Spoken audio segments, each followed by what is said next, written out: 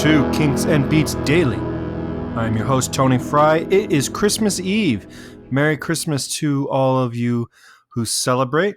Happy Hanukkah to those who celebrate that holiday as well.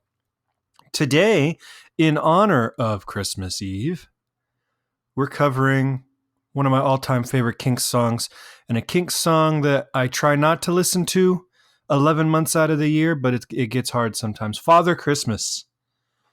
Arguably one of the best anti-Christmas, probably the best. I'm not even going to qualify it. It's the best anti-Christmas song of all time. And how it is somehow anti-Christmas and pro-Christmas at the same time is kind of remarkable. It was released on November 25th, 1977 as a single backed with Prince of Punks. And if there was ever any doubt in your mind that the Kinks were the founders of punk music,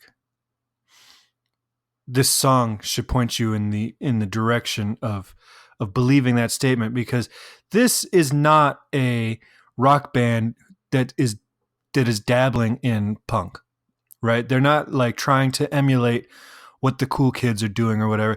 This is a band that is punk. And this record is straight up garage band, turn it up to 11, no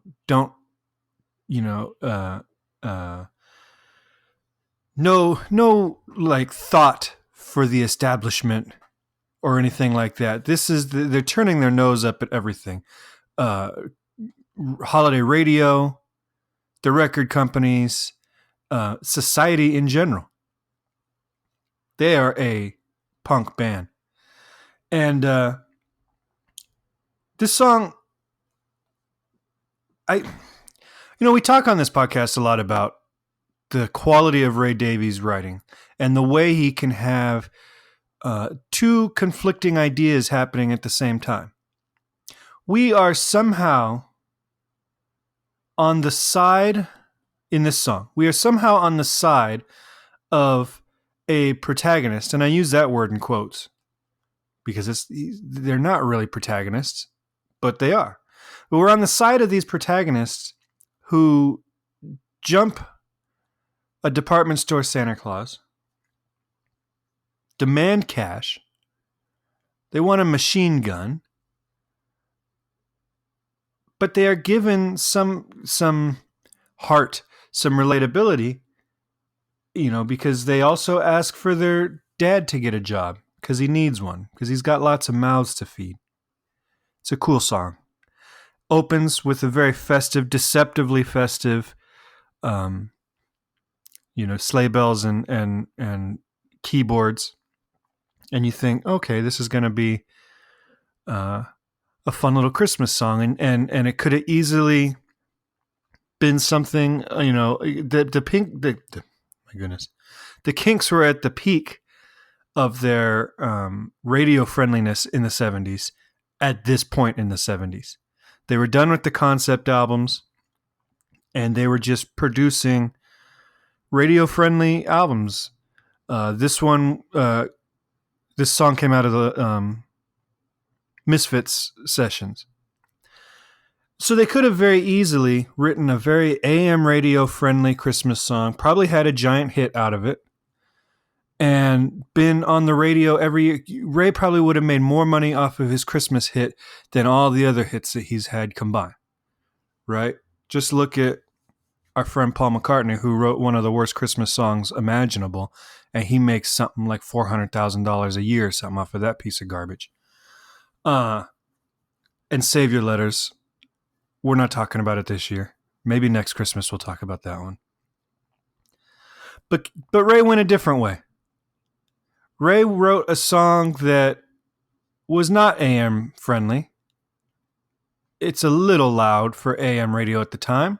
It's a little long for AM radio.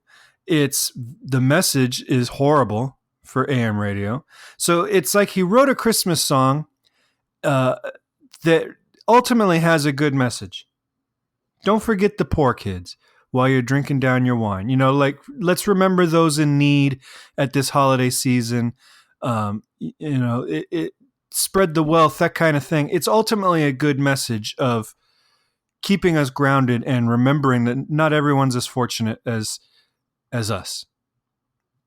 And he hides that message in a deeply cynical lyric and puts it over just a loud, almost sneering guitar-driven song. Like he's daring the radio stations not to play it. It's like you've got a new Christmas song by one of the best bands in the world, but I'm going to challenge you to play it. And nowadays, it's very rare that you hear this played on the majority of Christmas channels, because the majority of the Christmas radio songs, they just play the same lightweight, Brenda Lee and the Carpenters and stuff like that. And some of those songs are great. Don't get me wrong. I love Brenda Lee. But it's very non-controversial. They're not getting any calls for playing 15 different versions of Jingle Bell Rock. But this one to this day might get calls. When I was small, I believed in Santa Claus, though I knew it was my dad, and I would hang up my stockings at Christmas, open my presents, and I'd be glad. But the last time I played Father Christmas, I stood outside a department store. A gang of kids came over and mugged me and knocked my reindeer to the floor. They said, "Father Christmas, give us some money. Don't mess around with those silly toys. We'll beat you up if you don't hand it over. We want your bread, so don't make us annoyed. Give all the toys to the little rich boys. Don't give my brother a Steve Austin outfit. Don't give my sister a cuddly toy. We don't want a jigsaw or Monopoly money. We only want the real McCoy. Father Christmas, give us some money. We'll beat you up if you make us annoyed. Father Christmas, give us some money. Don't mess around with those silly toys. But give my daddy a job because he needs one. He's got lots of mouths to feed. But if you've got one, I'll have a machine gun so I can scare all the kids on the street. Have yourself a merry, merry Christmas. Have yourself a good time. But remember the kids who got nothing while you're drinking down your wine." You saved the real sentimental part for the end. It opens up with hey, I was a kid once. I believed in Santa Claus. And fond memories of opening his presents and all that. And then it gets dark. And then he wraps it back up, with have a nice Christmas, but, share the love a little bit. I love this song. There's nothing I would say to change it. There's been a ton of covers of it. Some of them good, some of them bad. I don't want to dump on Smash Mouth, but they got into a Twitter fight with me once, so I don't care anymore. Smash Mouth did a cover of it, and it's exactly what you would expect from Smash Mouth. It's somehow loud and rock and roll, and also really weak and dumb at the same time. It's like they didn't get the joke. Chris Jericho, the wrestler, just released a cover in 2019 of this song. When they did the tour at the time, they were touring with Hall & Oates. They were opening for Hall & Oates. And Ray was actually banned from doing this song. He would do this song, and then he tells a story of, he would come on stage at the end of their set in a Santa outfit. He tells a story. They did it one night. It's fine. And then the next night he runs backstage to jump into the Santa outfit, and a gang of thugs stops him from going on stage. And basically it was because it was too hard to follow. I mean, this would have been a cool song to hear live in concert. And I don't know much about Hall & Oates, but what I do know, they can't live up to Father Christmas in terms of rock energy. The NME review called it, "Successful Christmas songs are more about mood than specifics, but as this is an anti-Christmas song, it's fine." Glowing review from NME. So if you are not familiar with this song, get familiar. I can't imagine any Kinks fans that listen to this podcast don't love this song.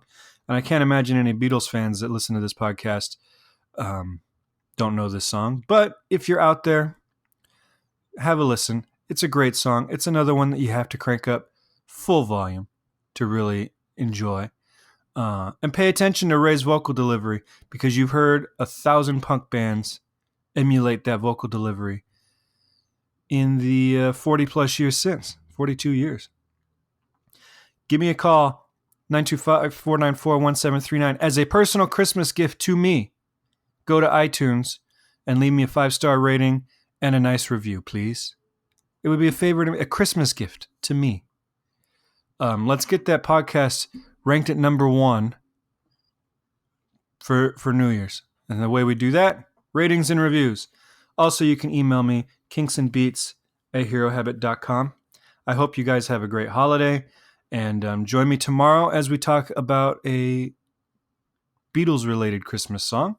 And I will see you then. Have a great day. I don't need another toaster on this holiday, and I never eat those tins of popcorn anyway. Shopping for me mustn't be so hard. Just send along some money in a card. I don't need another picture frame or wallet. Your gift's a drag no matter what you call it. I can just go out and get those at a store, but when it comes to cash, I'll always use some more. So just send a card filled with holiday money. I won't ask for more than you're willing to share. Just send a card filled with holiday money. That's the easiest way to show me you care. I don't need a sample of your homemade toffee. I've got mugs galore to help me drink my coffee. I don't need another wreath to give me asthma. What I'm looking for is a big screen made of plasma. That's a gift you know you can't afford. Here's an offer you'd be crazy to ignore. Just pull together Franklin, David, Jackson. I'll be sure to put the boys back into action. So just send a card filled with holiday money. I won't ask for more than you're willing to share. Just send a card filled with holiday money. That's the easiest way to show me you care.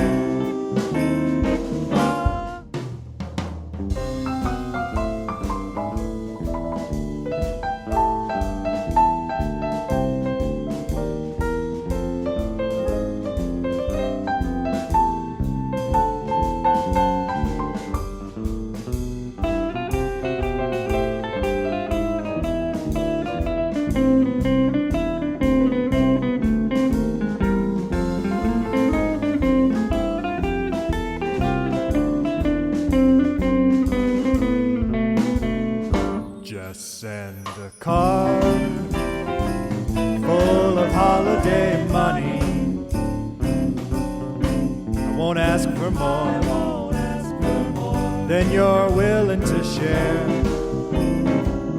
Just send a card filled with holiday money.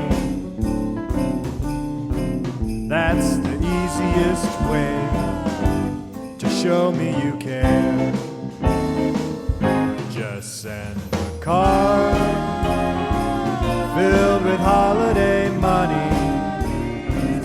I won't ask for more than you're willing to share. Just send a card filled with holiday money. That's the easiest way to show me you care.